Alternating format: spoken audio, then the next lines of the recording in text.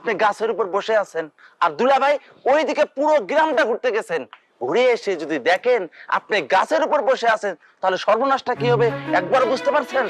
আপনার দোহাই লাগে আপামনি, আপনি টাইমে পড়েন। মোল্লা চাচা যদি জানতে পারেন আপনি গাছের উপর বসে আছেন তাহলে আমাকে কুচি কুচি করে কাটবে আপামনি। নাইমা পড়েন আপামনি, নাইমা পড়েন। ওহন যে আমি কি করি? চাচি, ও চাচি, আয়সা দেখে যান আপনার মেয়ে কোথায় বসে আছে। আমা কোনো খবর নাই, থাকবে কিসের জন্য?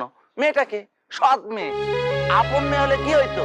নিজে গাছে উঠতো, উল্টে মেয়ে নিয়ে আসতো। এই কাদের যে বাচ্চা, বেশি কথা কবি না।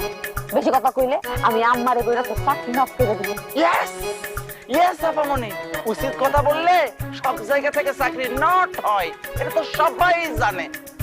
আর এই বাড়িতে যে না চাকরি তার আবার নট। আপামনি